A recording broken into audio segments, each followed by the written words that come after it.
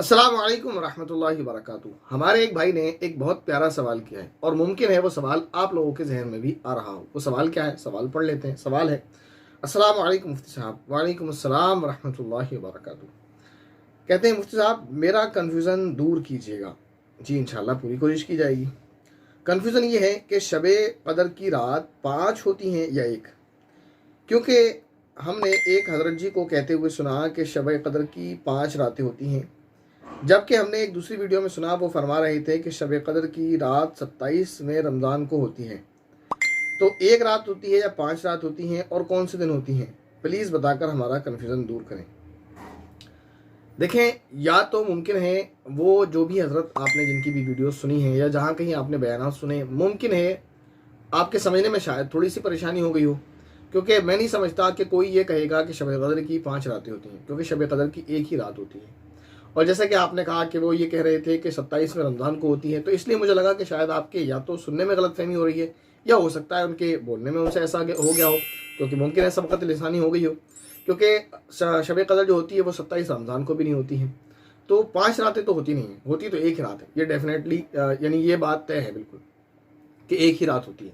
اب وہ 27 رمضان کو ہوتی ہے یا کب ہوتی ہے، تو اس کے لیے ہم آپ کو بتائیں کہ شب قدر جو ہے وہ 1 رات ہے، اور وہ 1 رات ان 5 راتوں میں سے جو آپ کو بتائیں گے ان میں سے کوئی 1 رات ہوتی ہے۔ تو اس لیے شاید آپ کو ایسا لگا ہوگا کہ انہوں نے یہ کہا ہے کہ 5 راتیں ہوتی ہیں۔ 5 نہیں ہوتی ہیں، شب قدر کی رات 1 ہی رات ہوتی ہے، لیکن وہ ان 5 راتوں میں سے 1 ہوتی ہے۔ وہ کون سی 5 ہے؟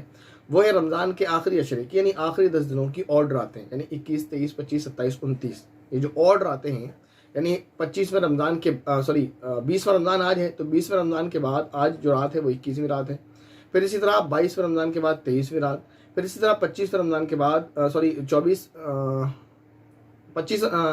رمضان کے بعد 27ویں رات ہے، اور 23ویں رمضان کے بعد 25ویں رات ہے، پھر اسی طرح 22 رمضان کے بعد 23ویں رات ہے، پھر 24ویں رمضان کے بعد 25ویں رات ہے، اور اسی طرح پھر 26ویں رمضان کے بعد 27ویں رات ہے، پھر اسی طرح 28ویں رمضان کے بعد 29ویں رات ہے۔ اس طرح سے تو جیسے میرے بولنے میں بھی تھوڑی سی کنفیوژن ہو رہی تھی، ایسے ہی ممکن ہے ان سے بولنے میں ہوئی ہو اور آپ کو سمجھنے میں ہوئی ہو۔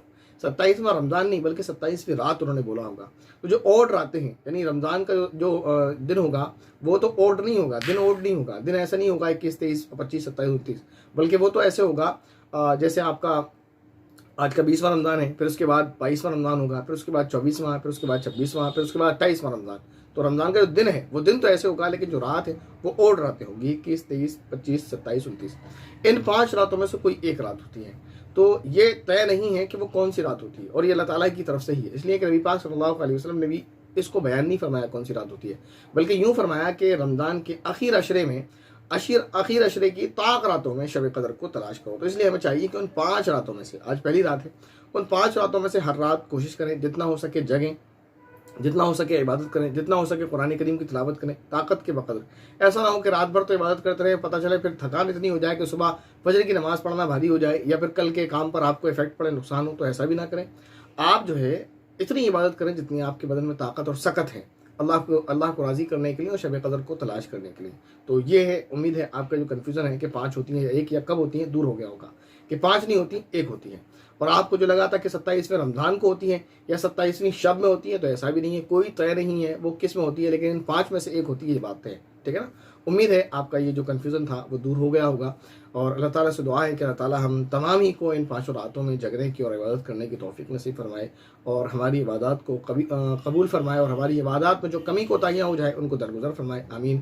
السلام علیکم ورحمۃ اللہ وبرکاتہ۔